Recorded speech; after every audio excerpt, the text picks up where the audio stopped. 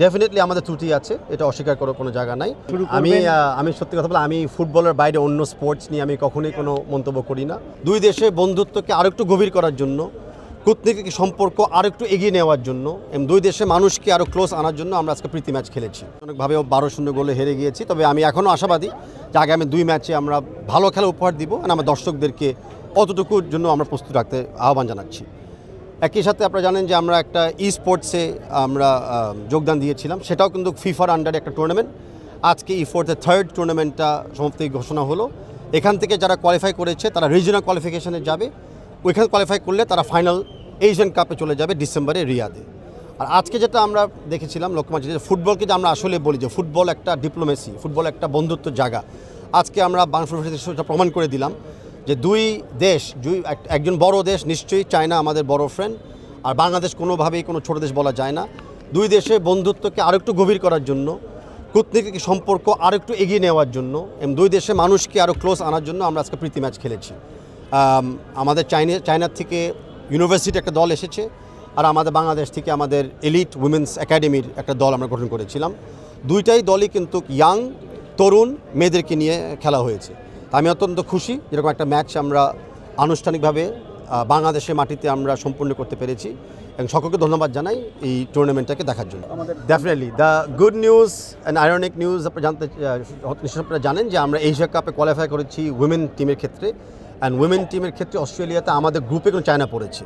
So খুবই শক্তিশালী women's team, but আমরাও কোনোভাবে আমরা মনোবল হারাচ্ছি না। আমরা বিশ্বাস করি যে আমরা ইকুয়াল অপরচুনিটি আমরা খেলতে পারবো। অ্যান্ড আজকে এই সপ্তাহ থেকে আমাদের কিন্তু মিশন অস্ট্রেলিয়া অ্যাটলিস্ট প্র্যাকটিস শুরু হতে যাচ্ছে। একই সাথে আমাদের উইমেন্স টিম আন্ডার-20 থাইল্যান্ডে খেলতে যাচ্ছে, সেটাও এশিয়া কাপে কোয়ালিফাই করেছে। অ্যান্ড আন্ডার-17 টিম যারা মূলত আজকে খেলেছিল তারা কিন্তু জর্ডানে যাচ্ছে ওই 2 উইকস পরে, সেটাও আশা করি এশিয়া কাপে কোয়ালিফাই করব এই চাইনিজ তাইপে এবং জর্ডানের বিপক্ষে আমরা খেলে। চায়নার সাথে আমাদের একটা দীর্ঘমেয়াদী আলোচনা চলছে। চায়না আপনারা জানেন হলো আমাদের ইনফ্রাস্ট্রাকচার ডেভেলপমেন্ট পার্টনার বাংলাদেশে। তা আমি আলোচনা ওপেন করেছি যে আমাদের কিছু স্টেডিয়াম ইনফ্রাস্ট্রাকচার, আমরা যারা সবচেয়ে গুরুত্ব জায়গা যেটা আমাদের ফিজিও সেন্টার, যে ইঞ্জুরির পরে ট্রমা থেকে রিকভারি করা সেই সেন্টারটা, এবং ইউথ ডেভেলপমেন্ট এক্সচেঞ্জ যেটা আজকে অ্যাম্বাসেডর মহোদয় বলেছিল যে আমরা বছরে আমরা অনেকগুলি ইউথ ডেভেলপমেন্টের জন্য টুর্নামেন্ট আমরা খেলতে চাই। এই 3টা জায়গায় আমরা চায়নার সাথে অতি শিগগিরই একটা ভালো কংক্রিট ইমপ্লিমেন্টেশন আমরা দেখতে পারবো। আজকে একটা খুব ভালো সুন্দর পরিবেশে খেলা হলো। ডেফিনেটলি আমরা শুরুতে যেটা আমরা দেখেছি যে আমাদের স্টেডিয়ামের বর্তমান গ্রাউন্ডসের স্ট্রাকচার আমরা আমাদের লিগ স্কেজুয়াল দুবার চেঞ্জ করেছি। ডেফিনেটলি আমাদের ত্রুটি আছে, এটা অস্বীকার করার কোনো জায়গা নাই। বাট এর আগেও যেটা আমরা করেছি আমরা কুইক সমাধানের দিকে চলে আসার জন্য, আর আমরা ডেফিনেটলি আমি বিশ্বাস করি আমাদের লিগ কমিটি যারা আছেন তারা এই সমস্যাটাকে সমাধান করে ফেলবে অতি শিগগিরই। একটু চায়না জায়গাতে ফিরতে চাই, সেটা হচ্ছে যে বাংলাদেশ কিন্তু চায়নাকে ক্রিকেটে যার পর নাই সহযোগিতা করে যাচ্ছে এবং বাংলাদেশের সহযোগিতা নিয়েই চায়না ক্রিকেটে আসছে এশিয়ান লেভেলে খেলার জন্য বেশ প্রস্তুতি। বর্তমান প্রেসিডেন্ট ইনি বিসিবির, তিনিও সেখানে দায়িত্ব পালন করে আসছেন দীর্ঘদিন থেকে। সেই জায়গায় তাদের কাছ থেকে তো আমাদের একটা দাবির জায়গায় তৈরি হয়ে রয়েছে, সেইটাকে কতটা আপনি নিতে পারছেন? আপনি বললেন যে আপনি আলোচনা শুরু করবেন।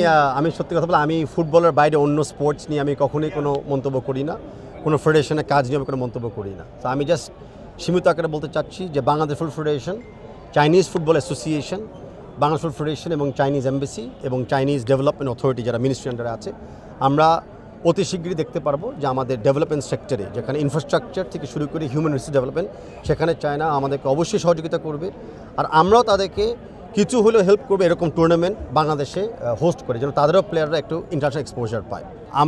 আমি অগ্রিম কথা কখনোই আমি বলি না। আমাদের সাথে সরকারের সাথে 6টা স্টেডিয়াম নিয়ে চূড়ান্ত আলোচনা আমরা চলে এসেছি। আমরা আশা করি ওই 6টা স্টেডিয়াম যদি বাফুফে টেক ওভার করে তাহলে ফুললি ফিফা সার্টিফাইড স্টেডিয়ামের ডেভেলপমেন্টের জন্য আমরা কাজ করে যাব।